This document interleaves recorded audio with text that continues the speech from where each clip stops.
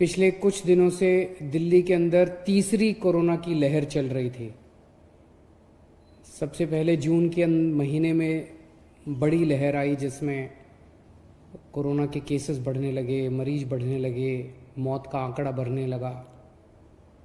दूसरी लहर अगस्त सितंबर के आसपास आई और तीसरी लहर दिल्ली के अंदर लगभग अक्टूबर के आखिरी हफ्ते से हम लोगों ने देखा कि दिल्ली के अंदर कोरोना के केस बढ़ने लगे। जैसे जैसे दिल्ली में पराली का प्रदूषण बढ़ने लगा, दिल्ली के अंदर केसेस भी बहुत तेज़ी के साथ अक्टूबर के आखिरी हफ्ते से बढ़ने लगे। लेकिन दिल्ली के लोगों ने कोरोना के खिलाफ ये जो मुहिम थी इसको एक आंदोलन बना लिया, इसको एक मुहिम बना लिया। और मुझे कहते हुए बड़ी खुशी है कि ऐसा लगता है कि हम सब दिल्ली वालों ने मिलके इस तीसरी लहर के ऊपर भी काफ़ी हद तक काबू पा लिया है। ऐसा लगता है कि तीसरी लहर भी अब ख़त्म होने लगी है या ख़त्म हो गई है। नवंबर के महीने में एक दिन ऐसा आया था जब 8600 केसेस एक दिन में आए थे, 8600 केसेस एक दिन में आए थे। देश ही नहीं पूरी दुनिया के अंदर ये सबसे ज़्यादा डेली केसेस थे। इतना तीव्र, इतना तेजी के साथ कोरोना ने अटैक किया था दिल्ली के ऊपर। पूरी दुनिया में सबसे ज़्यादा केस एक दिन में 8600 दिल्ली के अंदर आए थे। लेकिन दिल्ली के लोगों ने मिलके, दिल्ली सरकार के साथ मिलके इसको काबू पाया। मुझे याद है अप्रैल के पहले हफ्ते में न्यूयॉर्क में 6300 केस आए थे। उस वक्त वो सबसे ज़्यादा थे दुनिया भर में। और उस वक्त न्यूयॉर्क के अस्पतालों के कॉरिडोर में, न्यूयॉर्क के अस्पतालों के बाहर गली में मरीज पड़े हुए थे कि कब मेरा नंबर आएगा। बेड भर चुके थे, आईसीयू भर चुके थे, चारों तरफ अफरा तफरी का माहौल था। मैंने वो वीडियो देखे हैं। लेकिन दिल्ली के अंदर 8600 केसेस भी जब आए तो दिल्ली के अंदर कोई अफरा तफरी का माहौल नहीं था। पेशेंट्स कॉरिडोर में नहीं पड़े हुए थे, पेशेंट्स सड़कों पे गलियों में नहीं थे। जिस दिन 8600 केसेस आए थे, हमारे 9500 बेड्स दिल्ली में भरे हुए थे अस्पतालों में और 7000 बेड्स खाली थे। तो कोरोना का मैनेजमेंट जो था वो बहुत अच्छा दिल्ली के अंदर किया गया। तो नवंबर के महीने में एक दिन ऐसा आया जब 8600 केसेस थे। आज उसके मुकाबले में 1133 केसेस हैं। आज की रिपोर्ट अभी कुछ घंटे बाद रिलीज होगी, उसमें 1133 केसेस तक गिरावट आई है। एक वक्त ऐसा था जब नवंबर के महीने में जब हम 100 लोगों का टेस्ट करते थे तो उसमें 15.26 लगभग 15 लोग पॉजिटिव निकलते थे। इतना ज़्यादा बढ़ गया था कोरोना। 100 लोगों का टेस्ट करते थे तो 15 पॉजिटिव निकलते थे। आज हम 100 लोगों का टेस्ट करते हैं तो 1.3 आ गई है पॉजिटिविटी। अभी जो थोड़ी देर में रिपोर्ट आएगी उसमें 1.3 पॉजिटिविटी आ गई है, जो शायद पूरे देश भर में भी और काफ़ी कम है। दिल्ली के मुकाबले भी, दिल्ली में जो हमने देखा उसके मुकाबले काफ़ी कम है। आज जो थोड़ी देर में रिपोर्ट आएगी उसमें 87,000 टेस्ट किए हुए हैं, जिसमें से केवल 1133 केसेस पॉजिटिव आए हैं। नवंबर के महीने में एक दिन ऐसा पहुंच गया था जब दिल्ली में 45,000 मरीज हो गए थे। एक्टिव केसेस 45,000 मरीज हो गए थे। आज वो घट के 12,000 के करीब रह गए हैं केवल। लगभग 96.5% रिकवरी रेट है। मतलब अगर 100 लोग दिल्ली में बीमार हुए तो 96.5 लोग ठीक हो चुके हैं और बाकी लोगों का इलाज चल रहा है। 19 नवंबर को दिल्ली में सबसे ज़्यादा मौत का आंकड़ा आया था 131, जो अब घट के 37 रह गया है। हर रोज़ जो मौत होती हैं वो घट के अब 37 रह गया। ये भी कम होंगी और कम करेंगे, मिलके कम करेंगे, उस पर लगे हुए हैं सब लोग। तो हमने दिल्ली के अंदर सबसे ज़्यादा इम्पोर्टेंस टेस्ट करने को दी। टेस्ट इतना ज़्यादा बढ़ा दिया, मुझे अपने डॉक्टर्स पे, कोरोना वॉरियर्स पे, नर्सेस पे, हमारे ऑफिसर्स पे, स्टाफ पे इतना गर्व है कि उन्होंने समय की मांग के अनुसार रात दिन 24 घंटे मेहनत की। आप सोच के देखिए, अगस्त के महीने में 20 अगस्त तक हम 20,000 के करीब टेस्ट किया करते थे। सेकेंड वेव आई, हमने सबको कहा, अफसरों को कहा, डॉक्टर्स को कहा, वे टेस्ट बढ़ाने हैं। हफ्ते 10 दिन के अंदर उन्होंने 20,000 से 60,000 टेस्ट डेली करने चालू कर दिए। और जब तीसरी वेव आई अभी, तो उन्होंने 60,000 से 90,000 टेस्ट डेली करना चालू कर दिए। तो हम टेस्ट करते थे, उनको आइसोलेट करते थे, टेस्ट करते थे, उनको आइसोलेट करते थे। आज दिल्ली के अंदर लगभग 90,000 टेस्ट डेली हो रहे हैं। इतने टेस्ट भारत के अंदर तो सबसे ज्यादा है ही, पूरी दुनिया के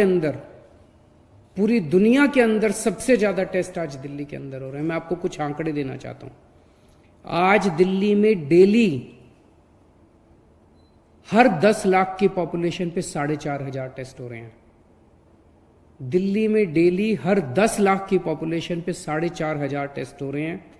उत्तर प्रदेश में डेली हर 10 लाख की पॉपुलेशन के ऊपर 670 टेस्ट हो रहे हैं। गुजरात में हर 10 लाख की पॉपुलेशन के ऊपर हर रोज 800 टेस्ट हो रहे हैं। दिल्ली में 4,500 हो रहे हैं।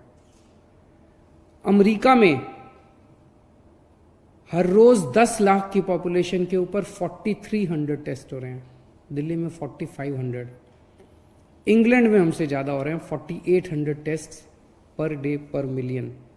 एक और बड़ी बात दिल्ली के अंदर हमने की, जब केसेस बढ़ने लगे, इधर उधर से मुझे गलत सलाह दी गई। कुछ लोगों ने मुझे कहा कि अरविंद जी ये टेस्ट जो है ये कम कर दो, अरविंद जी ये टेस्ट जो है ये थोड़ा सा फ्रॉड कर लेते हैं इसमें। उन्होंने कुछ दूसरे राज्यों के वीडियो देखे थे कुछ लोगों ने। एक राज्य का वीडियो आया था जिसमें एक ही डॉक्टर अपने ही नाक में डाल डाल के 50 सैंपल ले रहा है, और फिर उन्होंने वो सारे नेगेटिव दिखा दिए 50 सैंपल। इस किस्म के कई जगह से पता चला कि कई जगहों पे फ्रॉड हो रहा है टेस्टिंग में, और वो फ्रॉड इसलिए हो रहा है ताकि फ्रॉड करके नंबर कम दिखाए जा सके, ये दिखाया जा सके कि इस राज्य ने काबू पा लिया। मैंने सख्त इंस्ट्रक्शन दी अपने सभी डॉक्टर्स को भी और अपने सभी ऑफिसर्स को भी कि हमारे लिए नंबर्स इंपॉर्टेंट नहीं है, हमारे लिए हमारे लोगों की जान इंपॉर्टेंट है, हमारे लिए हमारे लोगों की सेहत इंपॉर्टेंट है। अगर हम फ्रॉड करेंगे तो हम इस बीमारी पे काबू कैसे पाएंगे? अगर हम फ्रॉड करेंगे तो हम लोगों को टेस्ट करके आइसोलेट कैसे कर पाएंगे? हमने सख्त हिदायत दी। हमारे दिल्ली का एक एक टेस्ट सही टेस्ट है, सच्चा टेस्ट है, जेन्युइन टेस्ट है। हमने फ्रॉड नहीं किया बिल्कुल भी, और इसके लिए मैं सलाम करता हूं अपने डॉक्टर्स और अपनी नर्सेस को। दिल्ली में हमारी बेड ऑक्यूपेंसी, एक वक्त ऐसा था नवंबर के महीने में जब 9,500 दिल्ली के बेड्स ऑक्यूपाइड थे कोरोना के मरीजों से। उस दिन भी 7,000 बेड खाली थे। आज केवल 3,400 के करीब बेड ऑक्यूपाइड हैं, बाकी सब बेड खाली हो चुके हैं। तो ऐसा लगता है कि हम लोगों ने सबने मिलकर तीसरी वेव पे काबू पा लिया है। दिल्ली ने इस दौरान पूरे कोरोना काल में मार्च से लेके अभी तक जब जब जरूरत हुई, दिल्ली ने पूरी दुनिया को नए नए टेक्निक्स और नए नए तरीके दिए, जिससे दिल्ली का भी फायदा हुआ, देश का भी फायदा हुआ, दुनिया को भी फायदा हुआ। प्लाज्मा थेरेपी सबसे पहले दिल्ली में मई के महीने में ट्राई की गई, और उसकी सक्सेस के बाद मेरे को याद है 27 अगस्त को प्रेसिडेंट ट्रंप ने घोषणा की कि अमेरिका अब प्लाज्मा थेरेपी लागू करेगा। दिल्ली ने पूरी दुनिया को होम आइसोलेशन का मॉडल दिया। वेस्टर्न पश्चिम देशों के अंदर अस्पताल भरे हुए थे मरीजों से, कॉरिडोर में मरीज पड़े हुए थे, गलियों में मरीज पड़े हुए थे। क्यों? क्योंकि जो बीमार होता था उसको अस्पताल ले आते थे, जो बीमार होता था उसको अस्पताल ले आते थे। हमने रियलाइज किया कि यह तरीका काम नहीं कर सकता। जो माइल्ड केसेस हैं उनको घर में ट्रीट करेंगे, उनको अस्पताल लाने की जरूरत नहीं है। जो केवल मॉडरेट और सीवियर मरीज हैं उन्हीं को अस्पताल लाया जाएगा। और ये टेक्निक काम कर गए, हमारे अस्पताल खाली हो गए, हमारे बेड्स खाली हो गए। होम आइसोलेशन की टेक्निक दिल्ली ने पूरी दुनिया को दी। हमने अपने कोरोना वॉरियर्स के लिए 1 करोड़ रुपए की राशि का ऐलान किया कि अगर किसी कोरोना वॉरियर को कोरोना की इलाज करते हुए या लोगों की सेवा करते हुए अगर वो शहीद हो जाता है, अगर वो उसकी डेथ हो जाती है कोरोना से, तो उसको 1 करोड़ रुपए की राशि उसके परिवार को मरणोपरांत दी जाएगी। इससे हमारे कोरोना वॉरियर्स के अंदर ये भावना आने लगी कि ये सरकार हमारे साथ खड़ी है।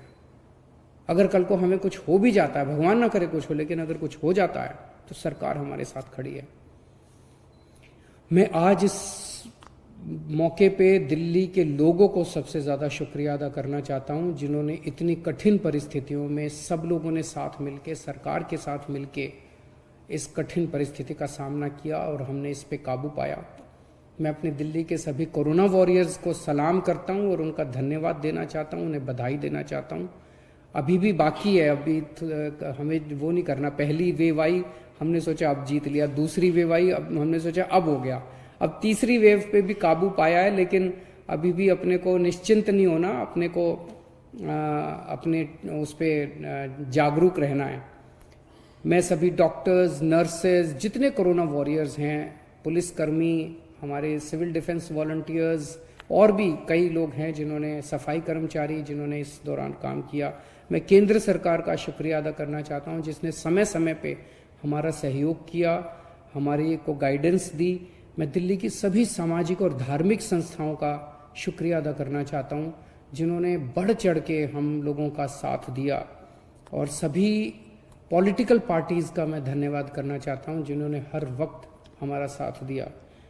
फिर से अंत में केवल यही कहूँगा कि जब तक कोरोना की दवाई नहीं आ जाती तब तक इसको ढीले में मत लेना।